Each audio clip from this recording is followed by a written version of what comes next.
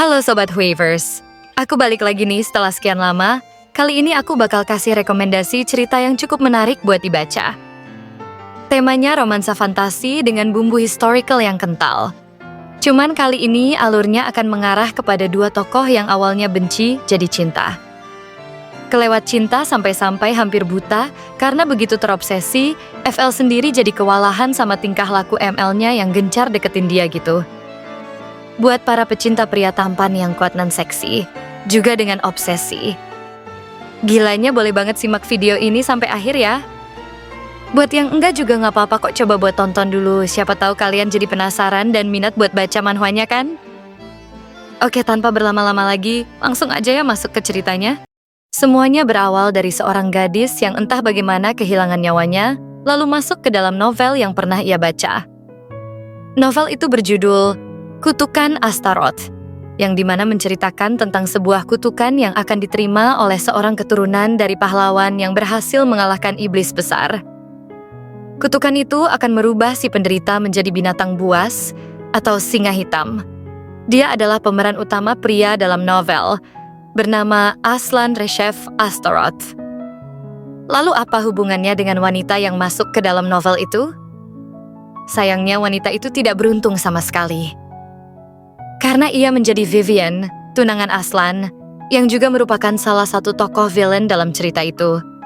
Digambarkan bahwa wanita bernama Vivian itu tidak menyadari kalau selama ini Aslan adalah sesosok monster berwujud singa hitam. Seperti kebanyakan wanita jahat pada umumnya, Vivian hanya mengincar harta dan kedudukan dari Aslan. Selain itu, ia juga terpikat dengan ketampanan dan fisik Aslan yang memanjakan mata. Tidak lebih tidak kurang jika cerita berjalan sesuai dengan isi novelnya. Pelan tapi pasti, Aslan yang merasa benci dan muak dengan Vivian pun memutuskan untuk membatalkan pernikahan dan selingkuh dengan kakak iparnya, yaitu sang pemeran utama wanita, kakak tiri Vivian. Mengetahui hal itu, tentu Vivian tidak terima dan ingin mengeksekusi kakak tirinya dengan tangannya sendiri. Naasnya malah nyawanya lah yang dicabut oleh Aslan. Vivian merasa sia-sia saja jika diberi kesempatan kedua untuk hidup. Namun semua akan berakhir sama, ia akan mati lagi jika cerita berjalan sesuai dengan karya aslinya. Ditambah lagi Vivian mengingat fakta lain bahwa tokoh yang kini sedang ia rasuki sedang mengidap penyakit mematikan bernama tuberkulosis. Lengkap sudah penderitanya, padahal ia belum melakukan apapun. Karena itu, Vivi berniat untuk pergi sejauh mungkin dari Aslan untuk menghindari drama yang menciptakan konflik seperti karya aslinya. Dengan begitu, Vivian berharap Aslan akan bertemu dengan tokoh utama wanita yang adalah kakak tirinya tanpa gangguan. Waktunya hanya tersisa 1 tahun, karena penyakitnya yang hanya bisa disembuhkan lewat Aslan melalui kenalannya. Tapi Vivian yang sudah membaca novel tahu kalau Aslan sangat membencinya. Jadi hampir tidak mungkin pria itu mau membantunya untuk bertemu dengan sang dokter untuk melakukan perawatan. Dan dengan sumber kekayaannya yang mumpuni, Vivi menuliskan surat wasiat untuk Aslan kemudian pergi berlibur untuk menghabiskan waktu 1 tahunnya yang tersisa dengan damai. Tinggal di sebuah resort yang mewah dengan identitas baru, yang tidak dikenali siapapun, pasti akan sangat menyenangkan. Dengan begini, wanita itu menganggap mati karena penyakit akan jauh lebih baik daripada mati dengan cara yang mengenaskan di tangan tunangannya sendiri. Namun tentu saja, rencananya tidak berjalan sesuai harapan. Vivi bertemu dengan para komplotan bandit yang dengan berani membegalnya di tengah hutan. Komplotan bandit itu pikir Vivi adalah gadis menyemennya yang akan menangis dalam situasi itu. Tapi mereka salah besar. Mereka memandang remeh Vivi yang sudah memasang kuda-kuda dengan pedang di tangannya. Suara tebasan, jeritan, dan kepakan sayap dari para burung gagak sudah cukup menjadi bukti kalau Vivi berhasil menumbangkan mereka dengan mudah. Terima kasih untuk karakter Vivian yang berasal dari keluarga Eleonora, yaitu keluarga militer paling bergengsi di Kekaisaran. Tubuhnya itu mengingat dengan jelas cara berpedang yang lihai dan mumpuni untuk menjaga dirinya tetap aman. Tapi meski begitu, penyakit yang diderita oleh tubuhnya membuat ia merasa terbebani. Di tengah-tengah usaha, memulihkan diri Vivi mendengar suara auman hewan tidak jauh dari tempatnya berdiri. Suara itu berasal dari dalam pondok kayu dalam hutan. Karena penasaran, Vivi pun memutuskan untuk masuk ke dalam pondok kayu tersebut dan mendapati sebuah kandang besar yang terbalut kain. Tanpa ragu, ia pun menarik kain tersebut untuk melihat hewan apa yang ada di dalam sana. Dan betapa terkejutnya, ternyata itu adalah seekor singa hitam yang nampaknya sedang terluka.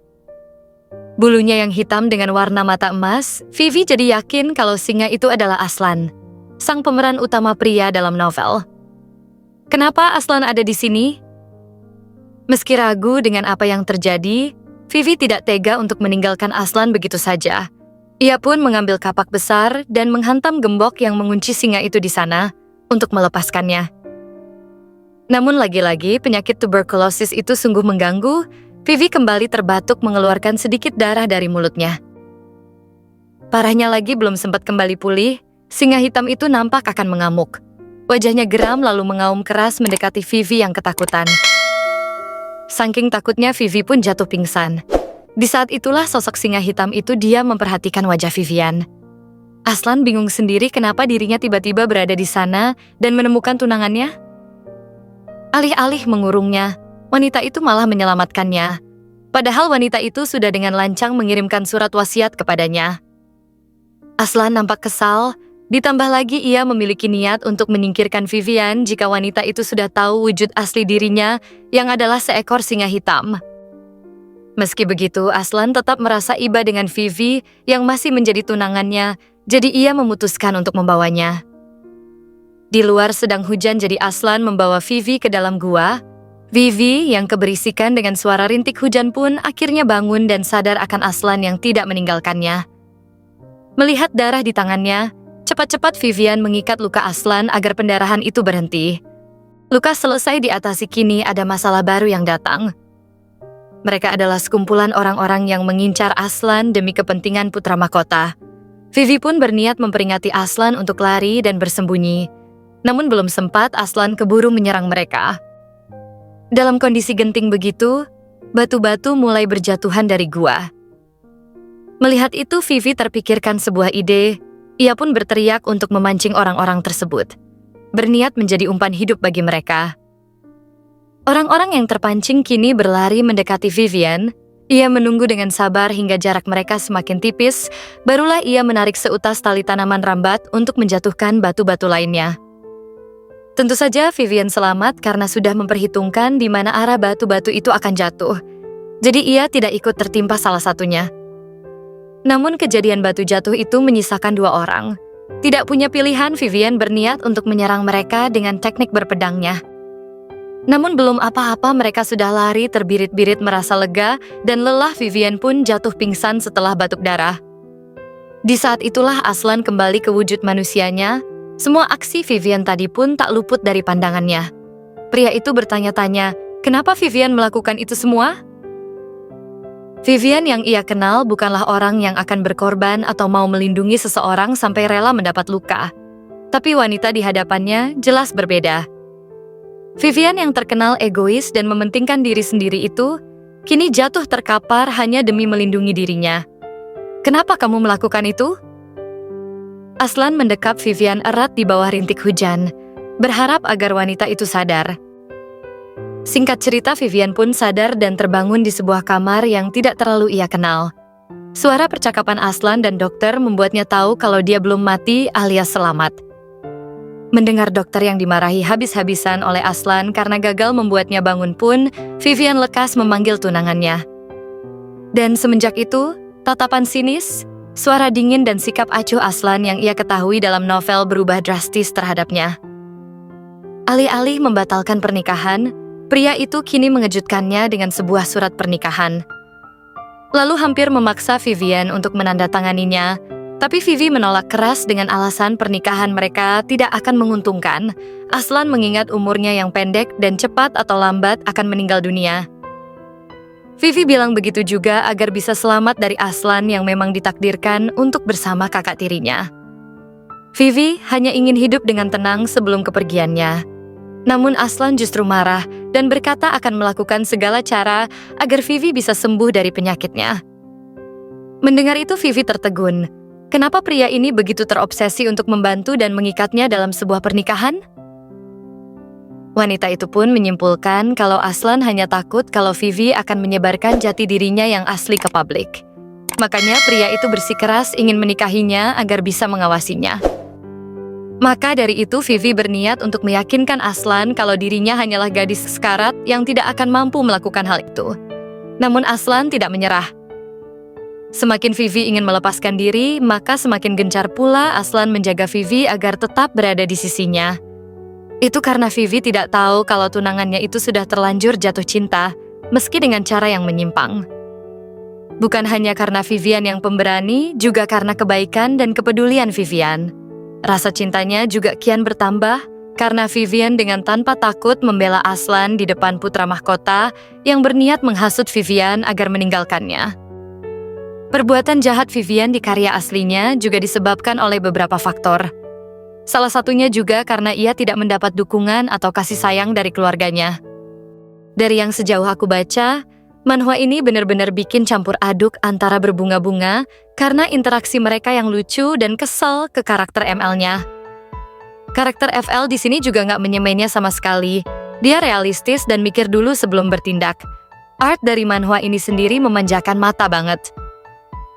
Dan sama kayak tokoh heroin pada umumnya, FL juga baik dan bersedia nolong orang lain yang dalam bahaya tanpa perlu membahayakan dirinya sendiri. Buat kasus yang dia nolong Aslan di gua itu lain cerita ya. Komedi dalam cerita juga lumayan, khususnya di episode yang Aslan maksa Vivi buat tanda tangan dan scene di mana Vivi masukin baju ke koper buat siap-siap kabur kalau diperluin. Juga salah satu cuplikan kakak Vivi mau gantiin posisinya buat nikah sama Aslan.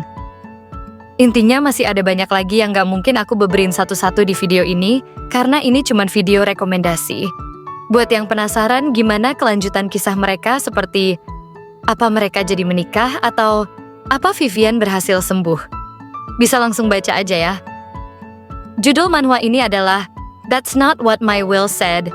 Menurut sumbernya, manhwa ini masih ongoing dengan jumlah chapter hampir 20. Buat yang suka sama karakter ML setengah gila dan obsessed, itu berarti manhwa ini cocok banget buat kalian. Alur ceritanya pun 50-50 alias nggak terlalu berat tapi juga nggak terlalu ringan. Setiap baca kita akan punya rasa kekhawatiran soal penyakit Vivian, atau ngerasa gemes sama interaksi mereka, dan takut akan konflik baru seperti pembatalan pernikahan gara-gara ayah kandung Vivian yang maksa Aslan buat nikah sama anak tirinya alias kakak tiri Vivian. Oke, mungkin segitu aja penjelasan ringkas dari aku di video rekomendasi manhwa kali ini. Kalau udah baca, tulis di kolom komentar pendapat kalian soal manhwa ini ya. Ellen pamit dulu. Sampai jumpa di video-video berikutnya. Thank you for watching. Subscribe for more. See you, Wavers!